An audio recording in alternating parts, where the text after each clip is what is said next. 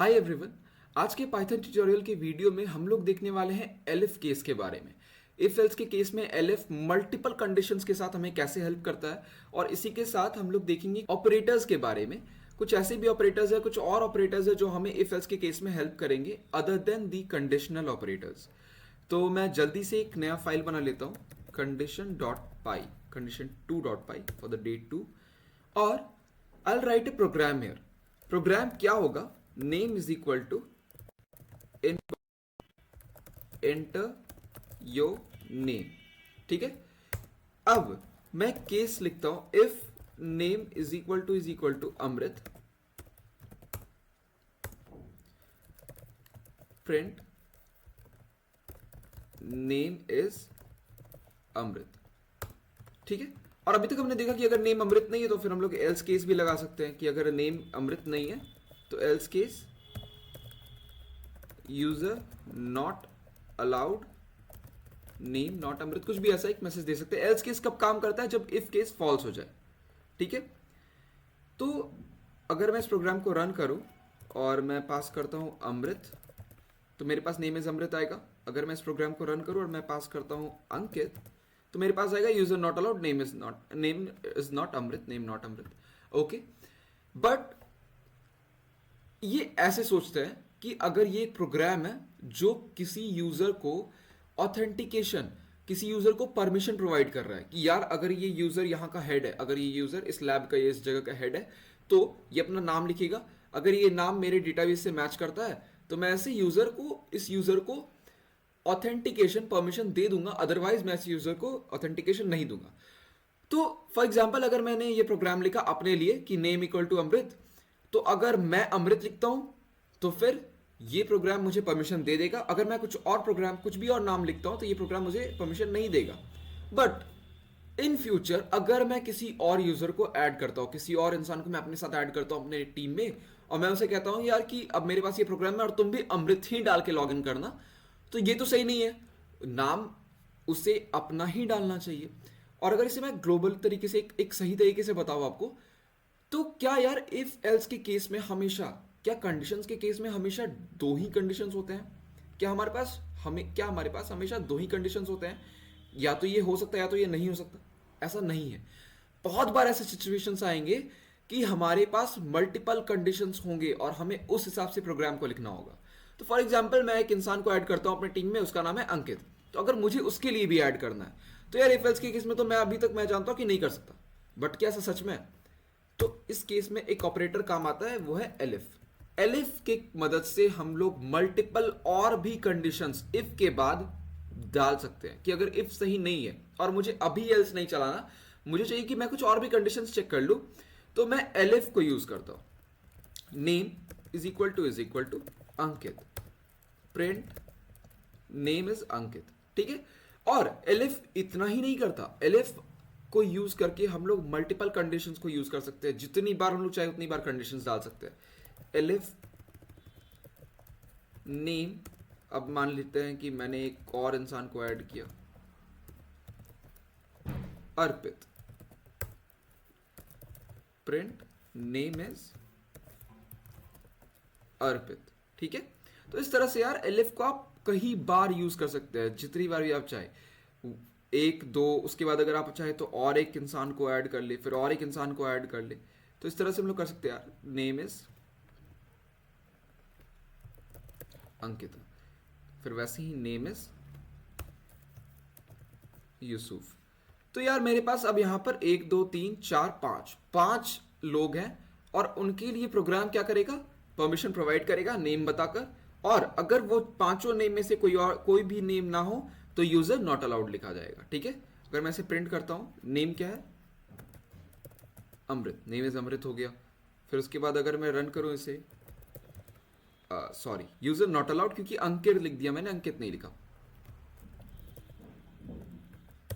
Ankita, name is Ankita. तो इस तरह से यार हम लोग एलिफ केस का यूज करके मल्टीपल कंडीशंस को रिप्रेजेंट कर सकते हैं, उनके हिसाब से हम लोग काम कर सकते हैं। एलिफ ज्यादा कुछ नहीं कर रहा, बस यही एक कंसेप्ट है यार। इफ और एल्स के बीच में, इफ और एल्स के बीच में एलिफ आता है और उसकी हेल्प से हम लोग मल्टीपल कंडीशंस लिख सकते हैं। तो ये तो था यार एलिफ केस के बारे में कि हमने एलिफ देख लिया, और इफ एल्स इतना ही है, इफ एलिफ एल्स इतना ही है, इससे ज्यादा कंडीशन में एलिफ इफ एल्स के नहीं होता। आगे स्विच केस जरूर देखेंगे, बट उसके पहले हम लोग देख लेते हैं कुछ नए ऑपरेटर्स। कुछ नए ऑपरेटर्स कौन कौन से हैं? तो पहला जो ऑपरेटर है वो है मेंबरशिप ऑपरेटर।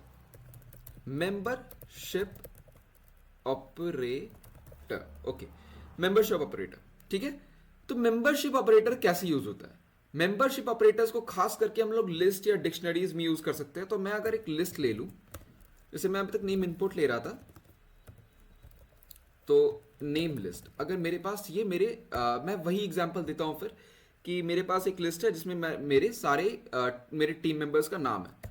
तो मेरे टीम मेंबर्स में कौन था? मैं खुद, अमृत, अंकित, अंकिता, अर्पित, और एक था यूसुफ। तो ये हम पांचों टीम मेंबर्स थे। अब मैं name is equal to input ले रहा हूं यूजर से, एंटर योर नेम।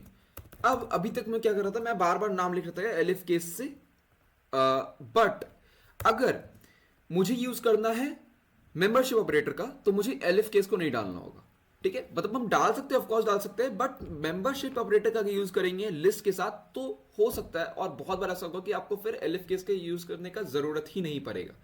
तो अगर मैं अभी एलिफ केस डाल इफ एल्स लिखूं, इफ, और मेंबरशिप ऑपरेटर कौन कौन से यार? इन,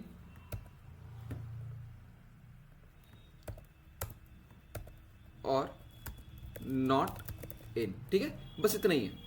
इफ नेम, जो भी आ रहा है value, if name in name list, इसको हमें हिंदी में ट्रांसलेट करके समझते, क्या नेम नेम लिस्ट में है? अगर नेम नेम लिस्ट में है, if name is the member of name list, if name is a element in name list, अगर नेम लिस्ट में नेम एक मेंबर है, एक एलिमेंट है, तो क्या करो? लिख देंगे ऑथेंटिकेशन प्रोवाइडेड, ठीक है। और अगर नहीं है, एल्स प्रिंट नॉट ऑथेंटिकेटेड, ठीक है। बस ये छोटा सा प्रोग्राम है यार। अभी तक हम लोग क्या कर रहे थे? इफ एल्स का यूज करके उसमें बीच में हम लोग एलिफ केस भी डाल रहे थे, नेम को चेक कर रहे थे बार बार, अंकित है, अंकिता है, अर्पित है, यूसुफ है। तो उससे क्या हो रहा था कि कोड बड़ा हो रहा था। बट हम पाइथन में क्या चाहते हैं ना यार, पाइथन की खासियत ये है कि कोड को जितना छोटा रख सके उतना आसान, उतना ज्यादा अच्छा है। तो कोड को छोटा रखने के लिए हमने यहाँ क्या यूज किया? मेंबरशिप ऑपरेटर का। हमने सारे के सारे वैल्यूज को, जो भी टीम मेंबर्स थे मेरे, जो भी टीम मेंबर्स मेरी टीम में थे, उन्हें मैंने एक लिस्ट में डाला। और अब मैं नेम को नेम लिस्ट से चेक कर रहा हूं, क्या नेम नेम लिस्ट में एक मेंबर है। If name in name list, तो क्या कर दो? ऑथेंटिकेशन प्रोवाइड कर दो, अगर नहीं है तो मत करो।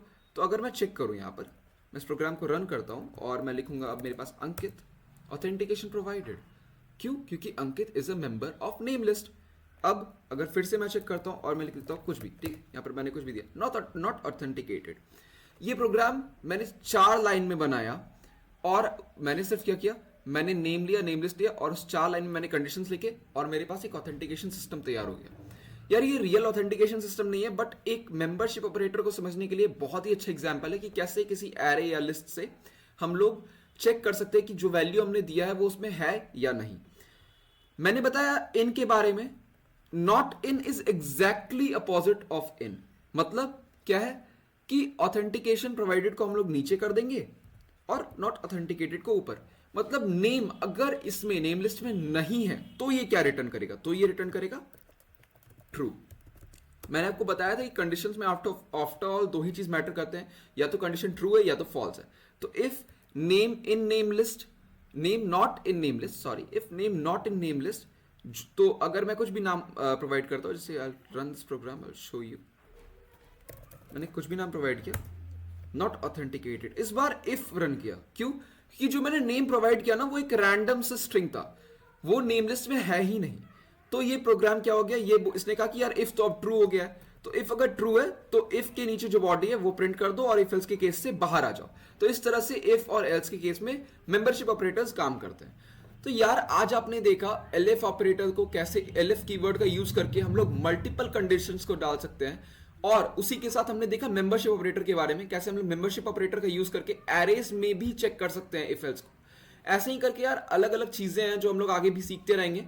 और अगला वीडियो मैं चाहूंगा कि मैं एक प्रोग्राम, एक एक्सरसाइज के ऊपर बनाऊं, जो मैंने अभी तक आप लोगों को सिखाया है, मैं चाहता हूं कि मैं उससे एक प्रोग्राम, एक एक्सरसाइज बना के आप लोगों को दिखाऊं, आप भी वो चीज एकदम सेम दोहराए, रेप्लिकेट करें, और इस तरह से हम लोग पाइथन सीखेंगे। तो आज के लिए इतना ही, थैंक यू।